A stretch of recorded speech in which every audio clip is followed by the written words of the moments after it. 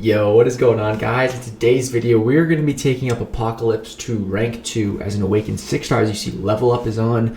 So this was right after I 100%ed variant 6 yesterday. I think I'm going to upload this the day after.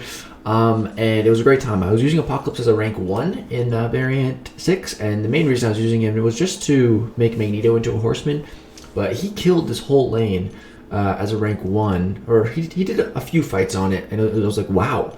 And then, so now we're going to go jump back in there, and we're going to take on the hardest boss in Variant 6, and the whole lane with Apocalypse, see what he can really do as a rank 2.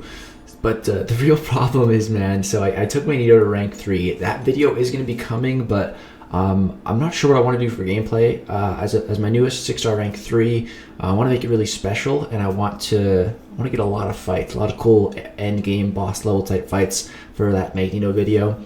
So yeah, it's going to take a little while longer, but Apocalypse here, I knew right away what gameplay I wanted to do for him, but it's been a struggle on the mutant resources, man. So first of all, mutant ISO. I popped open over 100 premium hero crystals, 40,000 4-star shards, trying to get mutant ISO. So many resources. I opened up every single one of my crystals that could contain tier 4 class catalysts to get mutants, to rank up Magneto and Apocalypse here, and I got enough for both of them. But there's 3 other mutants that I want to rank up. That's Gambit to rank 2, Professor X to rank 2, and Wolverine to rank 3 as as rank 5 as a 5-star.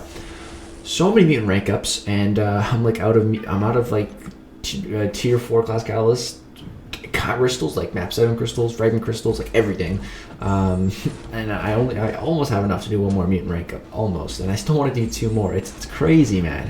Mutant tier 4 class catalyst, it's a coveted resource. But let's talk about Apocalypse, because that's who today's video is all about. So this first fight here, I'm just going to show you guys what a rank 2 Apocalypse looks like in a normal fight without any kind of crazy nodes or anything like that.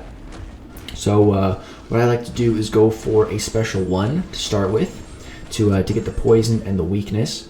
And I like to, of course, run either the Cable Kang or Sinister Synergy. It's all the same, but you just need one of those synergy partners.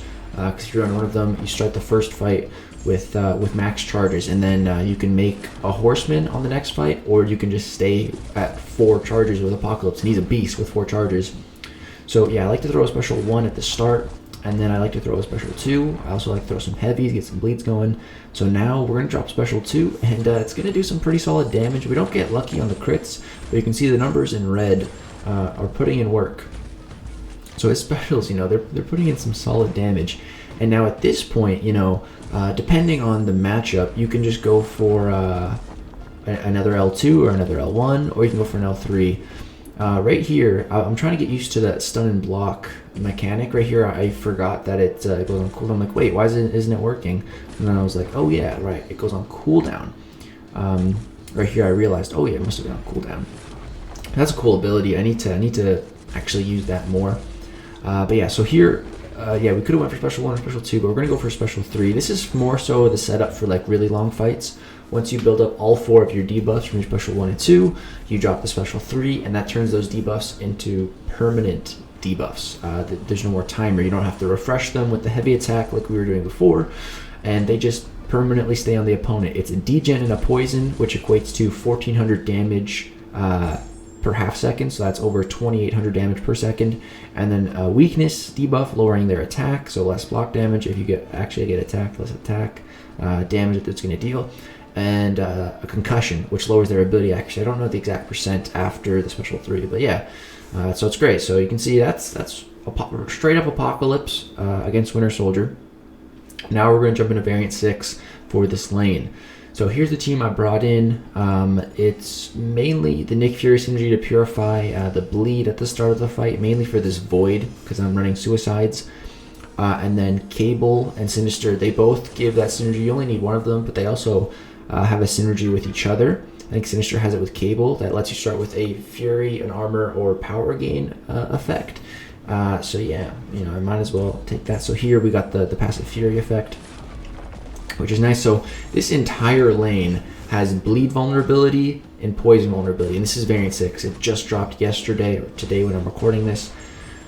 So Apocalypse can apply a bleed on his heavy attack and a poison on his L1, so he can apply both of those. So he's getting like over like 400% attack from that. So it's absolutely nuts. 24 hits. We were just nuking the opponents down here.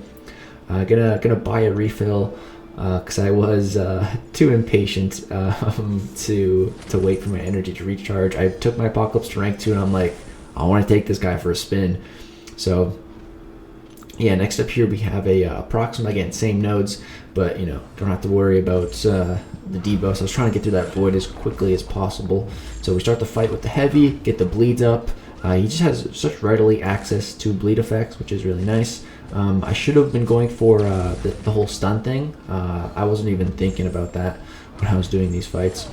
So yeah, here you can also spam heavies against the wall, which is pretty neat. It's always good to be able to do that. So yeah, gonna get some bleeds up, and then I think in this fight I'm just gonna go for a special 2 instead of a special 1. And you can see, oh my god, he just nukes her down, bro. Oh, it's pretty crazy. I love his special 2 as well. There's so many hits in there. He's got this guy reminds me of what's his name? It's Buzz Lightyear. His dad, Zorg, is it?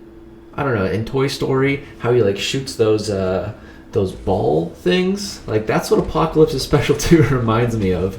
It's great, man. It's great. He kind of looks like him too. Right here, I was really messing up on this Ebony Maw. I need to practice Apocalypse's heavy spacing. It's not the best for punishing other heavies, but it is good for heavy spamming against the wall. But yeah, here's a full health opponent just dropped by that special 2, man. It's crazy, dude. It's crazy. I absolutely love it. So yeah, as you can see, I think he's the best option for this path because he has just easy access to bleed and poison to really take advantage of this path. I think he's the best for it, and he's a villain, of course. So yeah, I think Apocalypse is the best for this path. It's definitely one of the best, if not the best. I was having so much fun with him, like I said, even when he was a rank 1. But the real test is going to be against the boss, who's a Daredevil Hell's Kitchen after his buff, who is definitely the hardest boss fight in the new variant, mainly because of his new animations. That's really the main reason. He's actually wild to fight now. You know, before he was Daredevil Netflix before, he was one of the easiest champions in the entire game to fight, man. So easy to fight against. It was a joke. His specials were super easy to evade. He had normal combo hits. It was super easy. Here again, I'm messing up my heavy spacing. But yeah, then they buffed Daredevil, and he became Daredevil Hell's Kitchen, and they changed his combo animations, they changed his heavy animation, they changed his special animations. It's all over the place now, and everyone who's been fighting him for years, it's a little weird. It's a little weird. So, and he just got buffed as well, so you know, definitely got to get used to it. I haven't been fighting him that much, but I'm starting to learn. I have his L2 down. I'm still not really too familiar with his L1 or his heavy.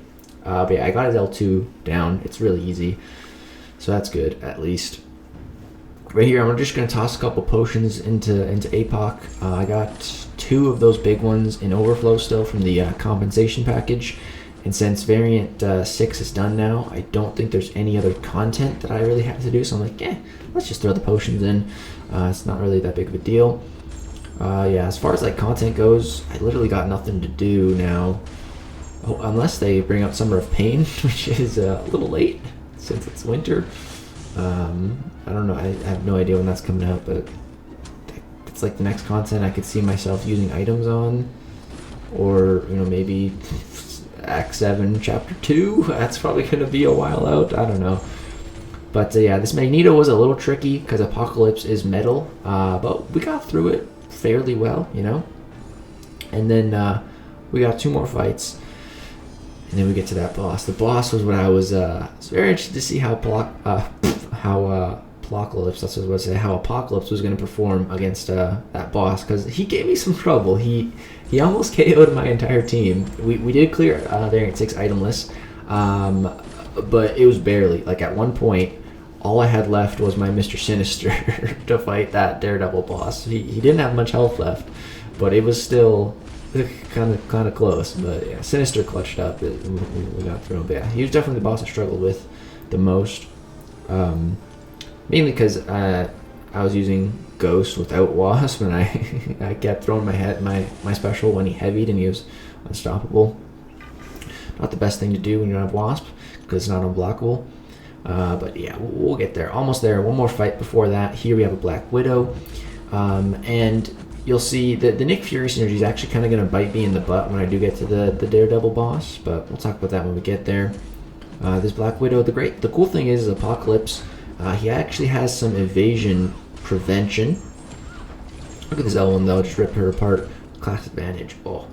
But yeah, when the opponent evades, every time an opponent evades in a quest, he bypasses evasion by 10% for the next time, which is really cool. So it stacks up. It's a very weird evasion counter, but it's pretty cool.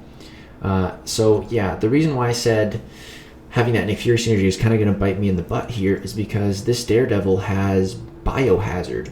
Now here I'm just looking at my stash. I'm gonna throw a couple more potions into Apocalypse. So how Apocalypse works is he can gain immunity to bleed and incinerate. But the way he gains that immunity, he doesn't just start with it. He has to have the effect on him for, I believe it's 8 seconds, and then he becomes immune to it. And with suicides, it's great because the bleed from suicides doesn't do that much, and you have it, and you become immune to it after the first fight. But we've been shrugging it off every single fight. So with the Biohazard here from this bleed from Biohazard is going to hit pretty hard, but you're going to see we do eventually become immune to it. So the really cool thing about Apocalypse is he has minus 100% ability accuracy on Purification. So this Daredevil actually can't shrug off our debuffs, so we're free to parry. That's another annoying thing about him. So right here you see, boom, we become immune to bleed. We took a bit of damage, but that's okay. So yeah, I can evade his special 2, and then we're going to drop our special 2, and you're going to see it's going to do some pretty solid damage output here. But the main thing is it's going to get some debuffs on him, which is good. Again, just going to keep on baiting up that special 2. And then we're going to refresh our debuffs. And then we're going to go for a special 1. You're going to get all of our debuffs active here. The special 1 hits it's pretty hard, man, which is always good. And yeah, this dude is almost dead. I think we're going to go for one more special 1. And that's a wrap on Daredevil. That was definitely the easiest time I had fighting him. I mean, Ghost did a pretty good job. I sold him one time when I did bring Wasp. But Apocalypse, bro, he just absolutely destroyed that fight. And he made it seem really easy because, no parry shrugging or anything like that. He killed it, man. So very, very happy to have Apocalypse as a rank 2, man. He's going to be rank, I think he's going to be my next rank 3. I just need to get that mutant tier 5 class catalyst and more tier 4. Honestly, I'll probably have a harder time getting the tier 4 class catalyst. I need 8 of them. But yeah, I hope you guys enjoyed. If you did enjoy the rank 2 Apocalypse gameplay, go ahead, drop a like and comment down below who you guys want me to see make a horseman and make some gameplay on, because his horseman ability is so cool. We didn't even show that today, but you can make other champions into horsemen and just make them insane. So if there's any special horseman videos you guys want to see, go ahead and let me know. Now that I got him, you're free to do so. Or if you want to see some horsemen in like specific areas like Alliance War, Alliance Quest, incursions maybe, go ahead, let me know in the comments. We got Apocalypse, we can have some fun with them now. But yeah, that's gonna do it. Thank you guys so much for watching. Peace out.